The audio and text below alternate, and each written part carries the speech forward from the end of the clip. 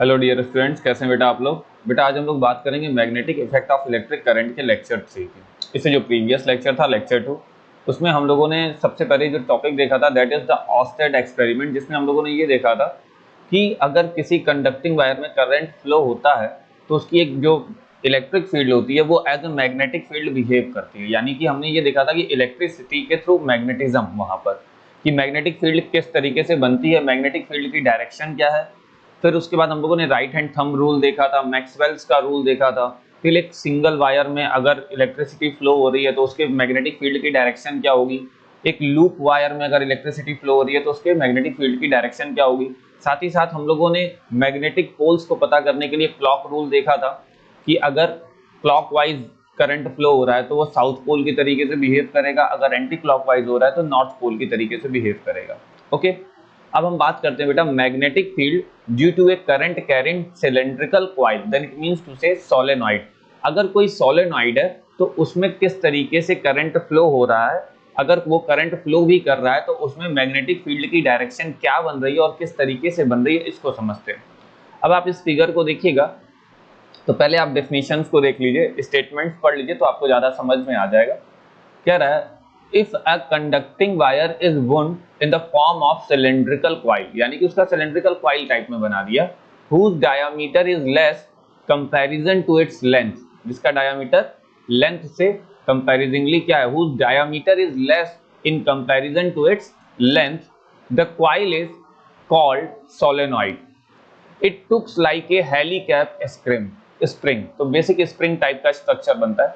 To obtain the magnetic field lines due to the current carrying solenoid the following experiment is performed. क्या experiment होता है इसको थोड़ा सा समझते हैं। देखिएगा ये जैसा कि आपको एक बेसिक स्ट्रक्चर दिखाई दे रहा है, यहाँ पे हो क्या रहा है बेटा, ध्यान दीजिएगा कि अब आपको ये एक बेसिक दिखाई दे रहा है कि ये एक बैटरी है, यहाँ पे पॉजिटिव टर्मिनल है, यहाँ से करंट जाता है। अब आप पहले इस वायर के सोलेनॉइड को देखिए क्या स्ट्रक्चर है। ये वायर यहाँ इस पॉइंट तक पहुंचा और इस पॉइंट पर आगे से टर्न ले रहा है, और ये देखिए ये वाला पॉइंट बिहाइंड है, पीछे की तरफ का है। फिर ये घूम के आया, फिर ये आगे की तरफ आया, फिर ये पीछे की तरफ गया, फिर ये आगे की तरफ। इस तरीके से पूरा का पूरा कॉइल बन रहा है और ये पीछे की तरफ से नीचे आ रहा है, यानी कि वायर जो है वो आगे की तरफ से ऊपर जा रहा है और पीछे की तरफ से नीचे आ रहा है। अब आते हैं बैटरी पे। बैटरी में करंट इस डायरेक्शन में फ्लो हो रहा है, जैसा कि आपको करंट की डायरेक्शन दिखाई दे रही है, ये है करंट की डायरेक्शन बेटा। तो करंट ऐसे फ्लो हो रहा है। अब आगे वाली पोजीशन पर करंट इस तरीके से फ्लो हो रहा है, तो हम पहले मैग्नेटिक फील्ड की डायरेक्शन निकालने की कोशिश करते हैं। अब सोचो अगर इस डायरेक्शन में करंट फ्लो हो रहा है ऊपर की तरफ, तो मैग्नेटिक फील्ड की डायरेक्शन अंदर की तरफ बनेगी, यानी कि मैग्नेटिक फील्ड अंदर की तरफ जा रही है। ठीक है भाई, एक वायर यहाँ है, ये टर्न होके इधर से नीचे आ रहा है, ये वायर है, ये टर्न होके नीचे आ रहा है, तो मैग्नेटिक फील्ड की डायरेक्शन क्या हो गई, अंदर की तरफ बनी।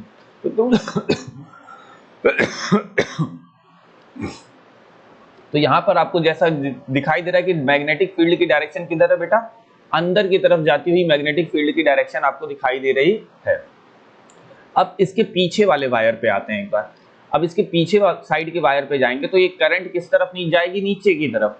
तो पीछे वाले वायर पे जब करंट नीचे की तरफ जाएगी तो मैग्नेटिक फील्ड की डायरेक्शन इस तरफ आएगी।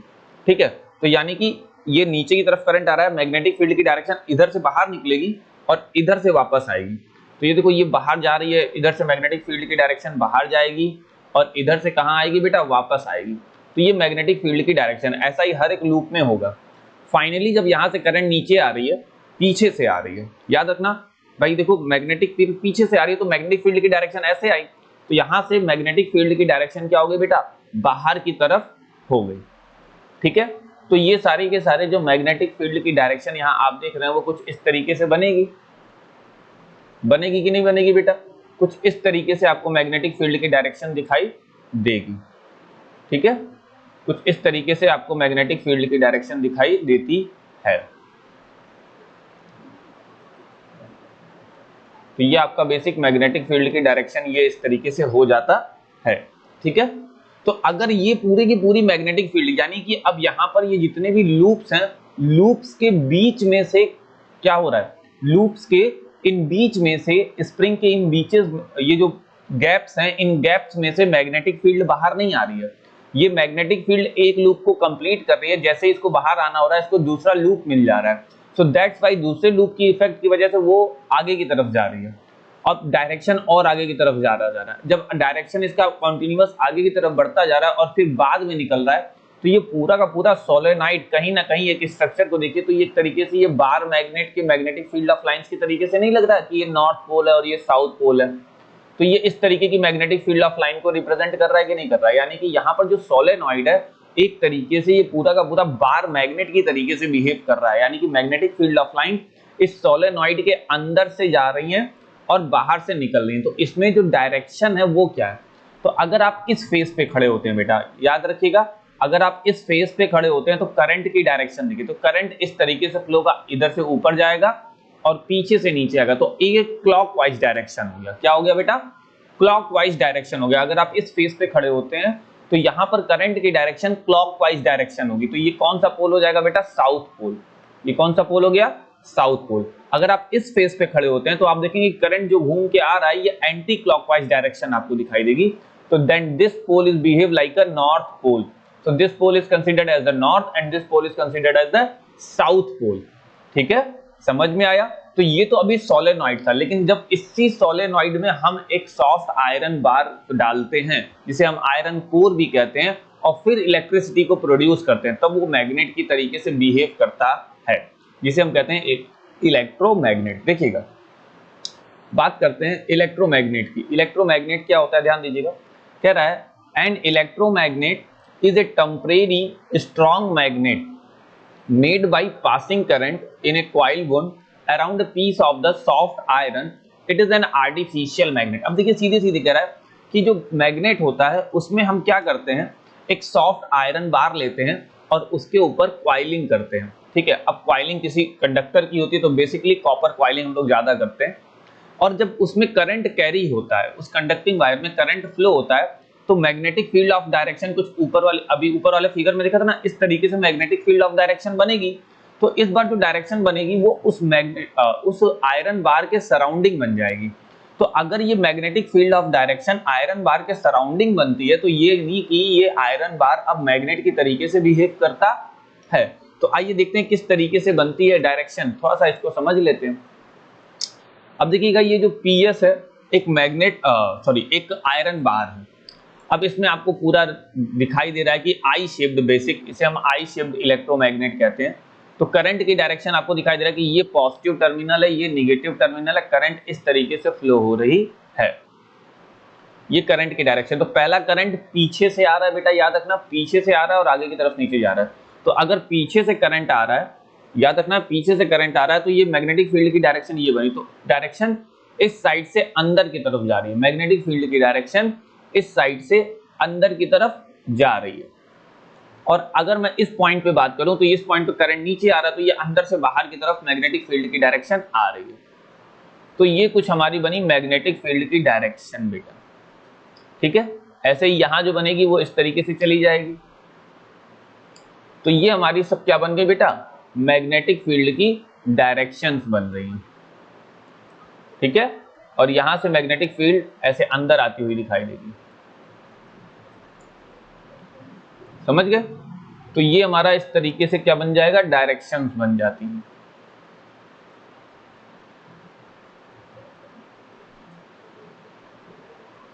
ठीक है, तो अब देखिए इसमें क्लॉक और एंटी क्लॉक, अगर आप इस फेस पे खड़े होते हैं, ध्यान रखिएगा, अगर आप इस फेस पे खड़े होते हैं तो देखिए करंट पहले पीछे से जा रहा है और आगे से निकल रहा है, तो इसका मतलब ये क्लॉकवाइज घूम रहा है। तो यहां पर हमने क्या कंसीडर कर लिया बेटा, इसको साउथ पोल कंसीडर कर लिया कि नहीं कर लिया। ठीक है, अब इस पॉइंट पर आएंगे, पॉइंट के ऊपर, तो देखना कि करंट घूम के एंटी क्लॉकवाइज आ रहा है, तो इसको हम लोगों ने क्या कंसीडर कर लिया, नॉर्थ पोल।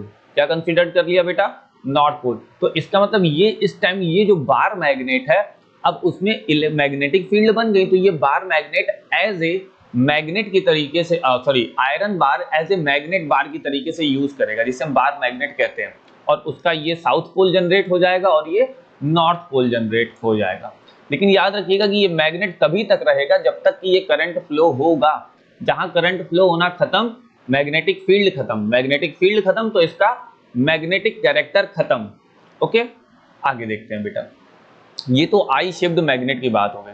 अगर हम यू शेप्ड मैग्नेट लेते हैं बेटा, कि यू शेप्ड मैग्नेट के साथ हम क्या कर सकते हैं। तो यू शेप्ड मैग्नेट, देखो मैग्नेट जो भी हो उसमें दो पोल होते हैं। यू शेप्ड मैग्नेट अगर हम लेते हैं तो क्या होता है कि अगर हम यू शेप्ड मैग्नेट की अगर हम यू शेप्ड मैग्नेट की बात करते हैं तो समझते हैं कि यू शेप्ड मैग्नेट में क्या होता है, किस तरीके से होता है। ठीक है, तो यू शेप्ड मैग्नेट, अब देखिएगा आपके सामने एक यू शेप्ड मैग्नेट दिखाई दे रहा होगा आपको। इसका एक पोल साउथ हो जाता है, दूसरा पोल नॉर्थ हो जाता है। अब इसमें हम किस तरीके से वायरिंग करते हैं, सबसे पहले हमको इसमें कॉइलिंग प्रॉपर करनी होती है। तो हम कॉइलिंग किस तरीके से कर सकते हैं इसको थोड़ा सा समझिएगा, क्योंकि अगर हम गलत कॉइलिंग करेंगे तो हम अल्टर कर देंगे मैग्नेटिक फील्ड की डायरेक्शन को, जो कि गलत हो जाएगा। तो यानी कि ये एक परफेक्ट मैग्नेट नहीं बन पाएगा।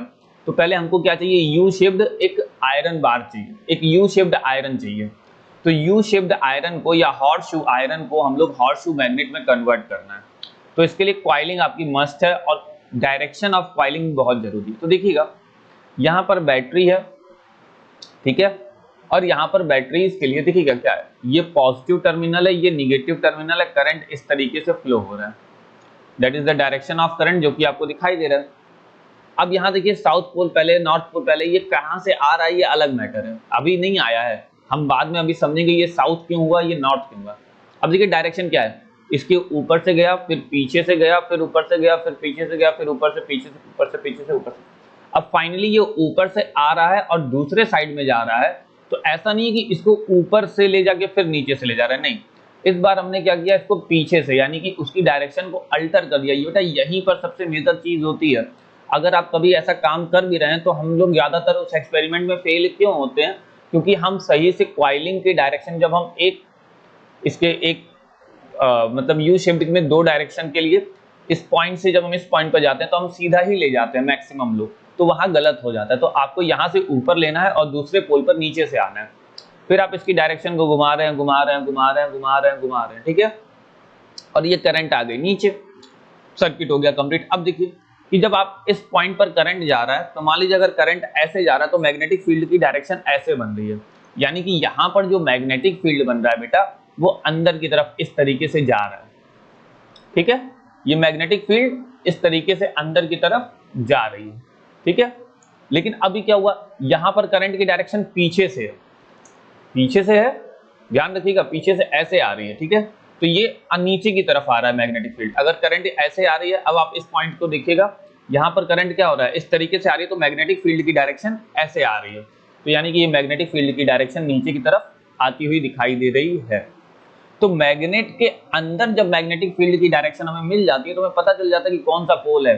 तो मैग्नेट के अंदर ये साउथ पोल हो जाएगा और ये नॉर्थ पोल हो जाएगा। अब आप चाहें तो क्लॉक एंटी क्लॉक लगा लीजिए। अगर आप इस फेस पे खड़े हैं, इस वाले फेस पे, तो ये रूल क्या हो गया, ये क्लॉकवाइज जा रहा है। तो अगर क्लॉकवाइज जा रहा है then it is become south pole, और अगर आप इस वाले फेस पे खड़े हैं तो ये एंटी क्लॉकवाइज जा रहा है, यानी कि यहाँ जो करंट आती हुई दिखाई दे रही है ये एंटी क्लॉकवाइज डायरेक्शन में आपको दिखाई देगी। तो ये क्या हो जाएगा बेटा, नॉर्थ पोल हो जाएगा। तो आपका साउथ पोल, नॉर्थ पोल किस तरीके से करना है ये आप क्लॉक रूल के से समझ सकते हैं, ठीक है। आगे देखते हैं।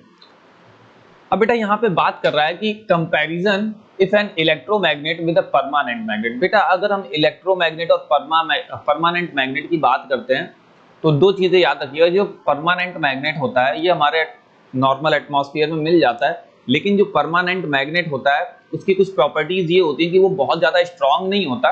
हाँ, एक चीज है कि वो बहुत ज्यादा स्ट्रांग नहीं होता। देखिए यहाँ पर जो परमानेंट मैग्नेट बात कर रहा है ये दूसरे परमानेंट मैग्नेट की बात कर रहा है, लेकिन मैं अभी जो परमानेंट बता रहा हूँ वो नेचुरली ऑक्यूरिंग परमानेंट मैग्नेट की बात बता रहा हूँ, ठीक है। अभी फिलहाल यहाँ पर जो परमानेंट मैग्नेट दिया गया है ये दूसरा परमानेंट मैग्नेट है, और मैं जिस परमानेंट मैग्नेट की बात कर रहा हूँ बेटा वो नेचुरली ऑक्यूरिंग परमानेंट मैग्नेट की बात कर रहा हूँ। तो जो नेचुरली ऑक्यूरिंग परमानेंट मैग्नेट होते हैं बेटा वो डी शेप होते हैं, उनकी कोई प्रॉपर शेप नहीं होती, वो नेचर में बहुत ज्यादा स्ट्रांग नहीं होते, उनकी स्ट्रेंथ बहुत ज्यादा नहीं होती है, ठीक है। लेकिन हम इलेक्ट्रिसिटी का यूज करके एक मैग्नेट बनाते हैं, that is called electromagnet. Electromagnet की प्रॉपर्टीज क्या है, इलेक्ट्रोमैग्नेट तभी तक मैग्नेट होता है जब तक कि उसमें इलेक्ट्रिसिटी फ्लो होती है। जैसे ही उसमें इलेक्ट्रिसिटी खत्म हो जाती है उसका मैग्नेटिज्म खत्म हो जाता है। लेकिन क्या इलेक्ट्रिसिटी का यूज करके परमानेंट मैग्नेट बनाया जा सकता है? यस, हम इलेक्ट्रिसिटी का यूज करके परमानेंट मैग्नेट को बना सकते हैं। कैसे बना सकते हैं? बेसिकली हमारा जो बेटा इलेक्ट्रोमैग्नेट होता है, इलेक्ट्रोमैग्नेट में हम सॉफ्ट आयरन का यूज करते हैं। किसका यूज करते हैं बेटा? सॉफ्ट आयरन का यूज करते हैं। लेकिन अगर हमें इसी इलेक्ट्रोमैग्नेट की जो हमारी टेक्निक है, इससे हमको परमानेंट मैग्नेट बनाना है, तो हम सॉफ्ट आयरन का यूज नहीं करेंगे। सॉफ्ट आयरन की जगह हमको स्टील का यूज कर लेना है। जब हम स्टील का यूज कर लेंगे तो इसी प्रोसेस के थ्रू हमारा जो मैग्नेट बनेगा वो परमानेंट हो जाएगा। और ये परमानेंट मैग्नेट जो बनेगा, ये नेचुरली ऑक्यूरिंग परमानेंट मैग्नेट से बहुत ज्यादा स्ट्रांग होगा, एक प्रॉपर शेप होगी और एक बहुत ज्यादा स्ट्रांग होगा। यानी कि आपको जो मार्केट में जो दिखाई देते हैं ना, ये जो तरीके के मैग्नेट दिखाई देते हैं जो कि मैक्सिमम परमानेंट मैग्नेट होते हैं, तो ये सब तो बनाए जाते हैं बेटा। आपके पास लगभग जितने भी मैग्नेट आप पाते हो, तो ये आर्टिफिशियल मैग्नेट होते हैं। अलग अलग शेप में अलग अलग तरीके से मैग्नेट बनते हैं ना, ये सब आर्टिफिशियल मैग्नेट हैं। ठीक है, क्योंकि आर्टिफिशियल मैग्नेट एक्चुअल में काफी स्ट्रांग बनाए जा सकते हैं, लेकिन जो नेचुरली ऑक्यूरिंग परमानेंट मैग्नेट होते हैं बेटा, वो बहुत अच्छे नहीं होते हैं। ठीक है, अब हम इनके बीच में डिफरेंस देखेंगे। यानी कि यहाँ पे नेचुरल ऑक्यूरिंग नहीं है, ये दोनों के दोनों आर्टिफिशियल हैं, लेकिन एक इलेक्ट्रोमैग्नेट है कि बस इलेक्ट्रिसिटी तक काम करेगा, और दूसरा एक परमानेंट है जिसमें कि हम स्टील यूज करते हैं। तो आइए इनके बीच के डिफरेंसेस को समझते हैं, क्या है डिफरेंसेस। इलेक्ट्रोमैग्नेट क्या कह रहा है, देखिएगा, कह रहा है कि ये जो इलेक्ट्रोमैग्नेट है, इसको हम सॉफ्ट आयरन से बनाते हैं। इवन जो परमानेंट मैग्नेट होता है उसको हम स्टील से बनाते हैं। याद रखिएगा कि ये जो परमानेंट मैग्नेट है, ये नेचुरली ऑक्यूरिंग नहीं है। अगर आपसे कभी नेचुरली ऑक्यूरिंग परमानेंट मैग्नेट की बात करता है, तो आप उसको स्टील मत लिख दीजिएगा कि वो नेचुरली ऑक्यूरिंग होता है। ये लिखेंगे कि ये आर्टिफिशियली बनाया जाता है, वो नेचुरली ऑक्यूरिंग होता है। It produces the magnetic field so long as current flow in the coil produces the temporary magnetic field। यानी कि इसमें जो मैग्नेटिक फील्ड बनती है वो तब तक रहेगी जब तक कि इसमें करंट फ्लो हो रहा है, यानी कि ये टेम्परेरी है। लेकिन परमानेंट मैग्नेट में जो मैग्नेटिक फील्ड रहती है बेटा, वो टेम्परेरी नहीं होती है। क्यों नहीं होती? क्योंकि उसको परमानेंट बना दिया जाता है और उसमें कॉन्टिन्यूअस मैग्नेटिक फील्ड निकलती रहती है।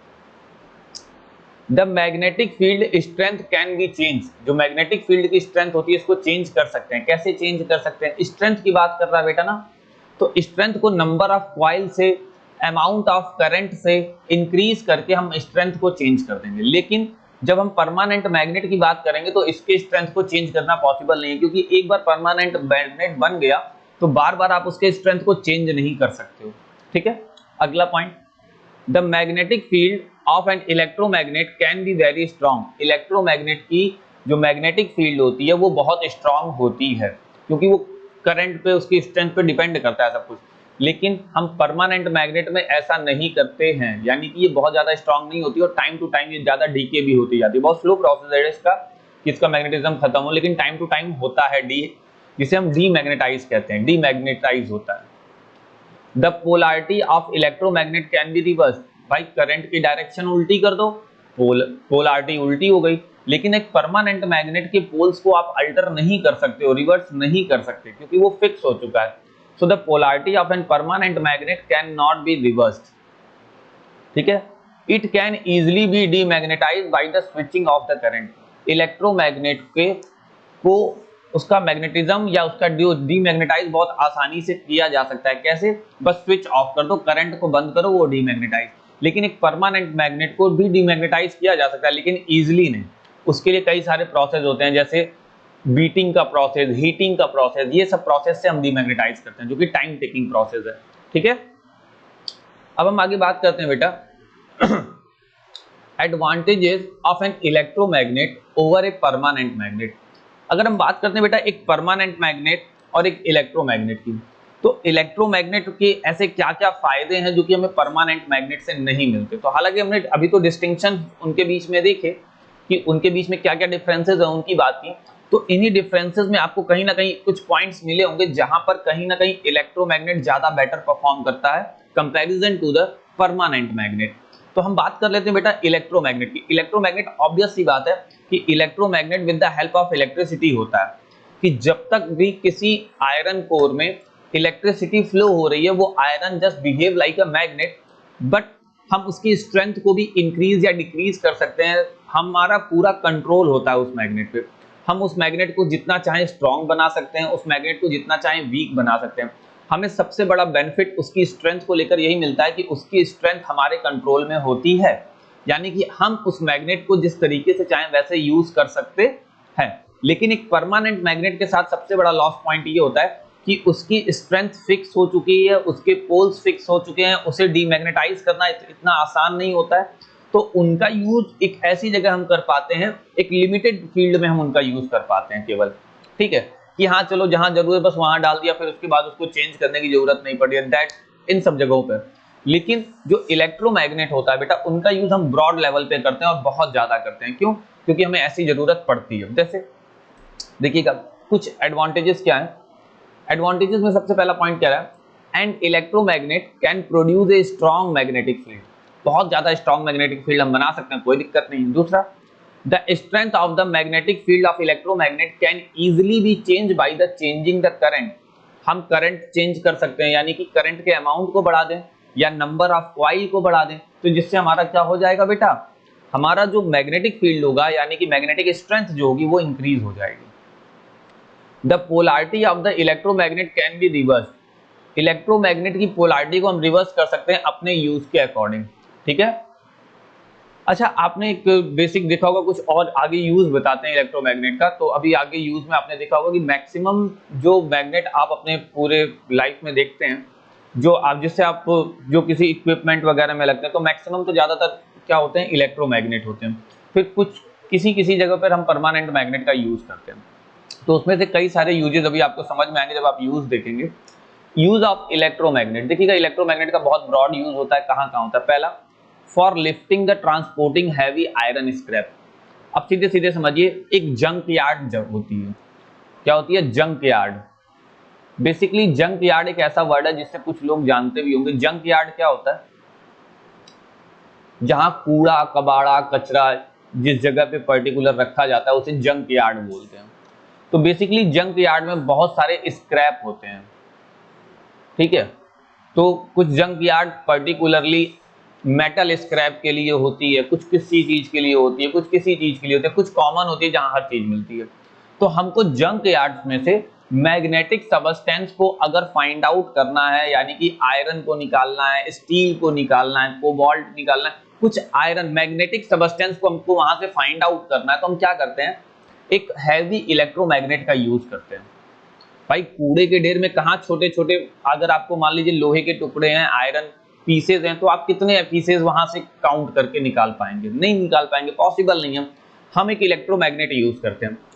अब इलेक्ट्रोमैग्नेट का क्या है, नॉर्मली एक सॉफ्ट आयरन है, उसमें हम इलेक्ट्रिसिटी प्रोवाइड करते हैं। अब जब उसमें करंट फ्लो होता है तो वो एक मैग्नेट तरीके से बिहेव करता है। तो अब इसका टोटल प्रोसेस समझिएगा कि क्या होता है। एक सॉफ्ट आयरन हुआ, उसको जंक यार्ड में ले गए, जंक यार्ड की एक प्रॉपर लोकेशन पर ले गए जहां से हमें स्क्रैप कलेक्ट करने हैं, मेटेलिक स्क्रैप, ठीक है। अब हम उस जंक यार्ड के पास गए, अब उसमें जो हमारा सॉफ्ट आयरन है उसमें हमने करंट फ्लो की, देन वो क्या हो गया, एक मैग्नेट की तरीके से बिहेव करने लगा। अब जैसे ही वो मैग्नेट बना, उसने सारे के सारे मैग्नेटिक सबस्टेंस को अट्रैक्ट करना स्टार्ट किया। वो लगभग बहुत सारे मैग्नेटिक सबस्टेंस को अट्रैक्ट करता है और बहुत हैवी लोड तक मैग्नेटिक सबस्टेंस को वो अट्रैक्ट कर सकता है। एक स्ट्रॉन्ग इलेक्ट्रोमैग्नेट बहुत हैवी मैग्नेटिक सबस्टेंस को अट्रैक्ट करता है और लोड उठा सकता है उसका। उसके बाद हम क्या करते हैं, उनको दूसरी तरफ ले जाते हैं और फिर से उस इलेक्ट्रोमैग्नेट को डीमैग्नेटाइज कर देते हैं। डीमैग्नेटाइज करने से क्या होता है, यानी कि करंट का फ्लो बंद करने से क्या होता है, जितने भी मैग्नेटिक सबस्टेंस उस इलेक्ट्रोमैग्नेट से स्टिक हो रखे हैं, वो तुरंत क्या होते हैं, नीचे गिर जाते हैं। जिससे हम क्या कर लेते हैं, उनको सेपरेट कर लेते हैं, फिर से हम जंक यार्ड में आके वो प्रोसेस को यूज कर सकते हैं। अब देखिए यहाँ पर वही कह रहा है, for lifting the transporting heavy iron scrap, sorry girders, plates, etc. particularly when it is not convenient to take the help of human labor। ठीक है, जब आदमियों के यूज में कोई चीज नहीं आती है जो कि मेटेलिक है या आयरन की है, तो उसको फेंक देते हैं। तो यहां से इसको अलग करते हैं with the help of electromagnet. Electromagnet are used to lift as much as 20,000 kg of iron in a single lift. लगभग 20,000 किलो एक सिंगल लिफ्ट में खाता है। To unload the iron object at a desired place, मतलब unload करने के लिए, जहां हम चाहते हैं उसको अनलोड करना वहां ले जाते हैं और इलेक्ट्रिक करंट को ठप करते हैं, यानी कि उसको बंद करते हैं करंट को। The current in the electromagnet is switched off, so that the electromagnet get demagnetized and the iron object gets detached, तो आयरन ऑब्जेक्ट नीचे गिर जाता है। For loading the furnace with iron, for loading the furnaces with iron, तो with the help of this करते हैं। For separating the iron pieces from the debris and the ores there where iron exists as impurities, तो आपने देखा होगा, आपने chemistry में एक चैप्टर पढ़ते हैं सेपरेशन, ठीक है, या फिर आपने मेटलर्जी करके चैप्टर पढ़ा होगा, तो उसमें जब आप आयरन को फाइंड आउट करते हैं तो उसमें एक प्रोसेस होता है मैग्नेटिक बेल्ट का प्रोसेस। तो मैग्नेटिक बेल्ट के प्रोसेस में भी हम क्या करते हैं, वो जो बेल्ट होती है वो मैग्नेटिक होती है, ठीक है, तो उस पे हम आयरन ओर को रखते हैं, जिसमें कि आयरन पीसेस क्या होते हैं, थोड़े से पीछे आके गिरते हैं और जो इम्प्योरिटीज होती हैं वो पहले गिर जाती हैं। इस तरीके का आप केमिस्ट्री में चैप्टर भी पढ़ चुके होंगे। तो सेपरेशन के, in the method of the separation आप इसका यूज करते हैं, ठीक है। और कहाँ कहाँ करते हैं, for the removing pieces of iron from wound, अगर हमें कहीं चोट वोट लग जाती है तो हम वहां भी इसका यूज करते हैं। एक बेसिक डिवाइस होती है, अगर हमारे मान लीजिए कहीं चोट लगती है, जैसे मान लीजिए हमारी आंखों में है कोई आयरन पीस चली गई जो बहुत छोटी है, नहीं निकलती है, तो हमारे पास एक डिवाइस आती है, उस डिवाइस की हेल्प से, वो एक इलेक्ट्रोमैग्नेटिक डिवाइस होती है, उसकी हेल्प से हम उस आयरन पीस को निकाल सकते हैं। In the scientific research to study the magnetic property of a substance in a magnetic field, हम साइंटिफिक रिसर्च में इसका काम यूज लेते हैं, तो बहुत सारी जगह पे हम इसका यूज लेते हैं। In several electrical devices such as electric bulb, telegraph, electric tram, electric motor, relay, microphone, loud speaker etcetera, तो हमारी बहुत सारी इलेक्ट्रिकल एप्लायंसेज या इलेक्ट्रिकल डिवाइसेस में हम इलेक्ट्रोमैग्नेट का यूज करते हैं। ओके बेटा, तो ये सारी की सारी चीजें हम लोगों ने देखी कि ये सारी की सारी चीजें किसमें थी बेटा, मैग्नेट में। तो ये अब जो इलेक्ट्रोमैग्नेट पॉइंट आ गया, ये क्या आ गया कि इलेक्ट्रिसिटी के थ्रू मैग्नेटिज्म को जनरेट करना, इलेक्ट्रिसिटी के थ्रू मैग्नेटिज्म को जनरेट करना, तो उसके थ्रू हम लोगों ने क्या क्या देखा, इतनी सारी चीजें होती हैं। तो फिलहाल आज के लेक्चर में बेटा इतना ही, फिर मिलेंगे हम लोग नेक्स्ट लेक्चर में, लेकिन एक बार उससे पहले रिकॉल कर लीजिए कि आज के लेक्चर में आपने क्या क्या देखा। तो मैग्नेटिक फील्ड सोलेनॉइड में पढ़ा, फिर उसके बाद उसका बार मैग्नेट पढ़ा, यू शिफ्ट मैग्नेट में किस तरीके से मैग्नेटिक फील्ड आती है, एक परमानेंट मैग्नेट और एक इलेक्ट्रोमैग्नेट में डिफरेंसेस, और साथ ही साथ उनके यूजेस। ओके बेटा, तो बाकी के लेक्चर्स को हम लोग देखेंगे नेक्स्ट लेक्चर में, मिलते हैं, ठीक है। Okay, bye bye.